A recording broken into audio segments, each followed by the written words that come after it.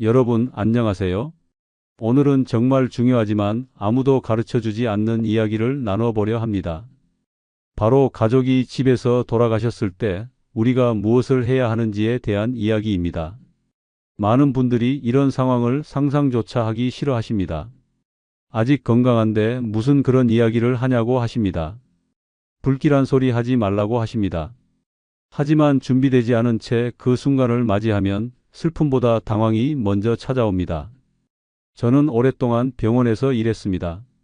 수많은 분들의 마지막을 지켜봤고 유가족들을 상담했습니다. 그런데 정작 제 어머니가 돌아가셨을 때 저는 아무것도 할 수 없었습니다. 머릿속이 하얗게 변했고 어디에 전화해야 할지 무엇을 먼저 해야 할지 알 수 없었습니다. 병원에서는 수없이 경험했던 일인데 막상 제 가족 일이 되니 완전히 달랐습니다. 그날 이후 저는 깨달았습니다. 우리는 모두 이 순간을 준비해야 한다는 것을요. 오늘 이 영상을 끝까지 보시면 여러분은 제가 겪었던 당황과 혼란을 피하실 수 있습니다. 그리고 사랑하는 가족을 조금 더 존엄하게 보내드릴 수 있습니다.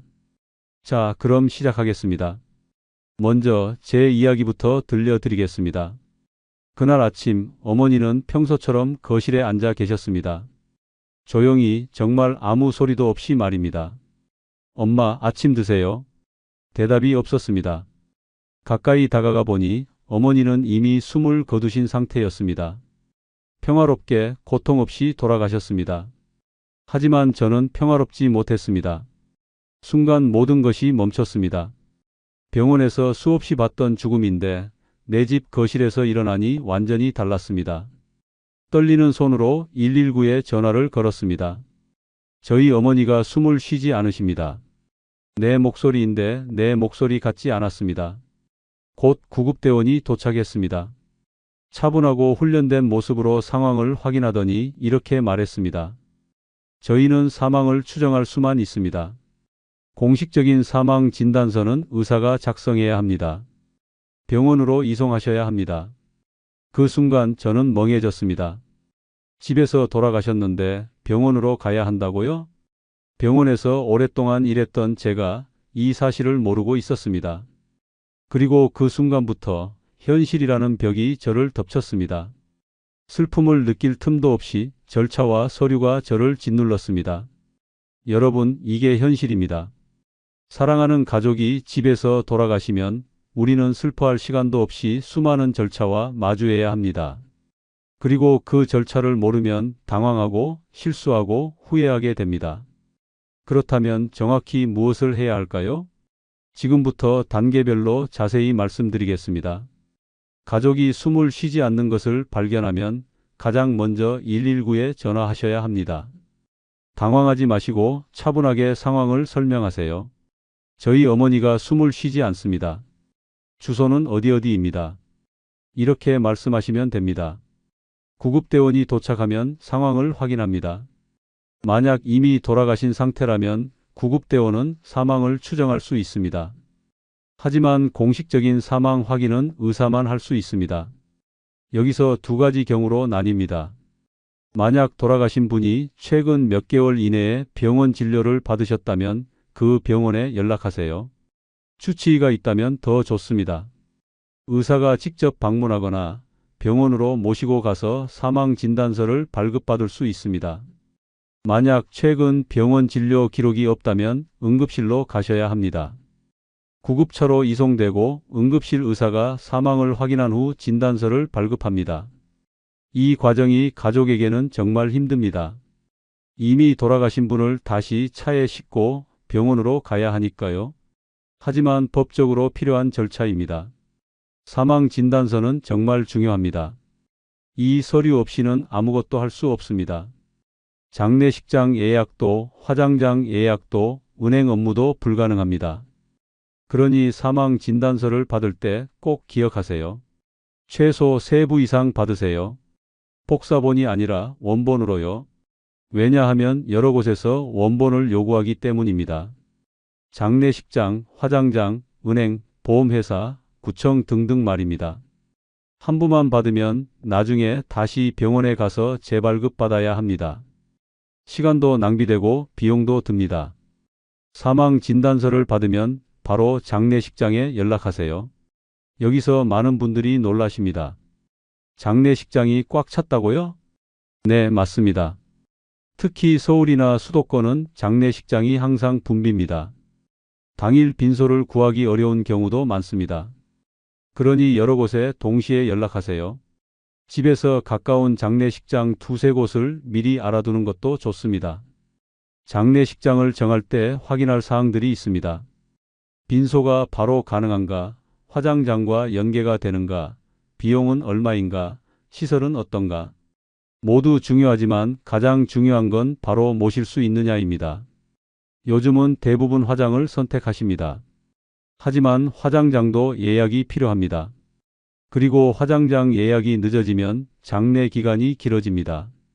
원래 3일장을 하려고 했는데 화장장 예약이 밀려서 5일장이 되는 경우도 있습니다. 그러면 빈소를 이틀 더 유지해야 하고 비용이 추가로 발생합니다. 그러니 장례식장을 정할 때 화장장과 연계가 잘 되는지 꼭 확인하세요. 장례를 치르는 동안 여러 가지 행정 처리를 해야 합니다. 사망 신고는 장례 후 한 달 이내에 구청에 신고해야 합니다. 은행 업무로 고인의 계좌를 정리해야 합니다. 생명보험이나 상해보험이 있다면 청구해야 합니다. 신용카드를 정지하고 해지해야 합니다. 전기, 수도, 통신비 등 각종 자동이체를 중단해야 합니다. 이 모든 과정에서 사망 진단서가 필요합니다. 그래서 여러 부를 받아두는 게 중요한 겁니다. 자, 여기까지가 기본적인 절차입니다. 하지만 이것만으로는 부족합니다. 진짜 중요한 건 미리 준비하는 겁니다. 지금부터는 미리 준비해야 할 것들에 대해 말씀드리겠습니다. 가장 중요한 준비는 대화입니다. 많은 분들이 이 대화를 피합니다. 불길하다고, 아직 건강한데 무슨 그런 이야기를 하냐고, 그런 이야기하면 서운해하실 거라고 합니다. 하지만 이 대화를 피하면 그 순간이 왔을 때 더 힘들어집니다. 부모님이 건강하실 때 조용히 이야기를 나누세요. 엄마, 나중에 만약 무슨 일이 생기면 어떻게 하면 좋을까요? 병원은 어디로 갈까요? 장례는 어떻게 하고 싶으세요? 처음에는 어색할 수 있습니다. 하지만 이 대화가 나중에 여러분을 구합니다. 저는 가족 구성원별로 체크리스트를 만들어 두었습니다. A4 용지 한 장이면 충분합니다. 무엇을 적어야 할까요? 먼저 기본 정보입니다. 이름, 주민등록번호, 연락처를 적습니다. 다음은 의료 정보입니다. 최근 진료받은 병원 이름, 주소, 전화번호를 적습니다. 주치의 이름과 연락처도 적습니다. 앓고 있는 질병과 복용 중인 약도 적어둡니다. 다음은 희망 장례 방식입니다. 화장을 원하시는지 매장을 원하시는지 적습니다. 선호하는 장례식장, 집에서 가까운 곳 두세 곳을 적어둡니다. 종교가 있으신지도 적습니다. 다음은 중요 서류 위치입니다. 가족관계 증명서, 주민등록등본, 보험증권, 통장, 인감도장이 어디에 있는지 적습니다. 다음은 재산 정보입니다. 은행 계좌, 어느 은행에 계좌가 있고 계좌번호가 무엇인지 적습니다. 보험, 어느 회사에 어떤 보험이 있는지 적습니다. 부동산이 있다면 적습니다. 빚이 있다면 그것도 적습니다. 다음은 자동이체 내역입니다. 전기, 수도, 가스비가 어디서 나가는지 적습니다. 휴대폰, 인터넷 요금이 어디서 나가는지 적습니다. 신용카드 자동이체 내역도 적습니다. 각종 구독 서비스도 적어둡니다. 마지막으로 연락할 사람들입니다. 친척, 친구, 종교단체, 직장 동료 연락처를 적습니다. 이 정보들을 한 장에 정리해서 가족 모두가 아는 곳에 보관하세요. 서랍 하나를 정해서 중요 서류와 함께 보관하면 좋습니다. 그리고 1년에 한 번씩 업데이트 하세요. 병원이 바뀔 수도 있고 계좌가 바뀔 수도 있으니까요. 시간이 되신다면 장례식장에 미리 가보는 것도 좋습니다. 실제로 많은 장례식장에서 사전 상담을 제공합니다. 비용이 얼마인지, 어떤 절차인지, 어떤 서비스가 있는지 미리 알아두면 그 순간이 왔을 때 훨씬 덜 당황합니다. 그리고 장례 비용도 미리 알아두세요. 장례 비용은 생각보다 많이 듭니다. 빈소 사용료, 운구비, 화장비, 납골당 비용, 식사비 등등 말입니다. 평균적으로 500만 원에서 1천만 원 정도 듭니다. 물론 더 간소하게 할 수도 있고 더 성대하게 할 수도 있습니다. 중요한 건 갑자기 큰 돈이 필요하다는 것을 알고 계셔야 합니다.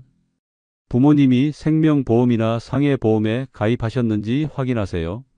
많은 분들이 보험에 가입하셨는데 정작 가족들이 모르는 경우가 많습니다.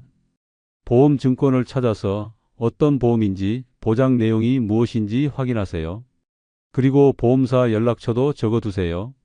만약 가능하다면 유언장을 작성해 두는 것도 좋습니다.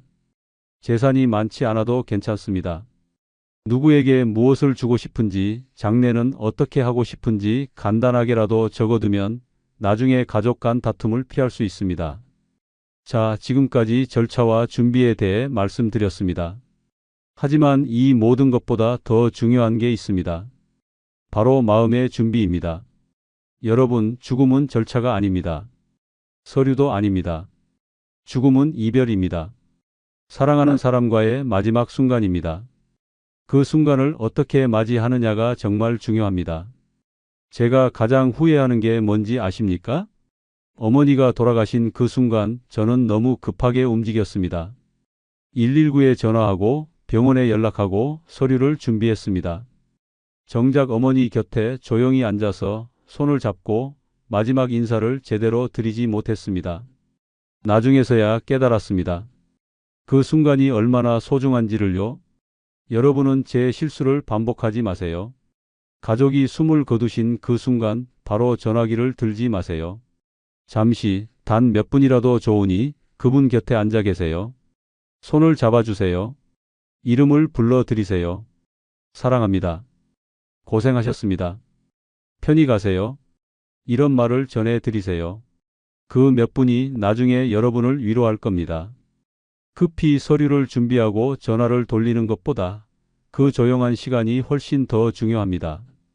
119는 조금 늦게 불러도 괜찮습니다. 이미 돌아가신 분이라면 몇 분 차이는 아무 의미가 없습니다. 그러니 서두르지 마세요. 그분과의 마지막 시간을 충분히 가지세요. 그리고 마음의 준비를 하세요. 이제 이분을 보내드려야 한다는 마음의 준비 말입니다. 그 준비가 되면 그때 천천히 전화를 거세요. 병원에서 일하면서 저는 두 가지 유형의 가족을 많이 봤습니다. 준비된 가족과 준비되지 않은 가족입니다. 준비된 가족은 침착했습니다. 아버지가 돌아가셨습니다. 주치의는 어느 병원 누구 선생님이고요. 지금 연락드렸습니다. 사망진단서 바로 받을 수 있습니다. 이미 장례식장도 미리 정해두었고 화장 예약까지 준비되어 있었습니다. 당황하거나 혼란스러워하는 가족이 한 명도 없었습니다. 서류, 연락처, 필요한 것들이 다 적힌 종이 한 장이 있었기 때문입니다. 아들이 저에게 그렇게 말했습니다. 이건 아버지께서 살아계실 때 직접 정리하신 거예요. 저는 그날 한 사람의 죽음이 그렇게 존엄하게 마무리되는 모습을 보며 참 많은 생각을 했습니다. 그리고 다음 날 비슷한 상황이 또 벌어졌습니다. 하지만 이번엔 완전히 달랐습니다. 어머니가 돌아가셨어요. 어떡하죠? 딸은 눈물을 멈추지 못했고 아들은 장례식장부터 먼저 전화를 돌리고 있었습니다. 제가 조심스럽게 여쭤봤습니다. 혹시 주치의가 있으신가요? 그 질문에 가족은 서로를 바라보다가 고개를 저었습니다.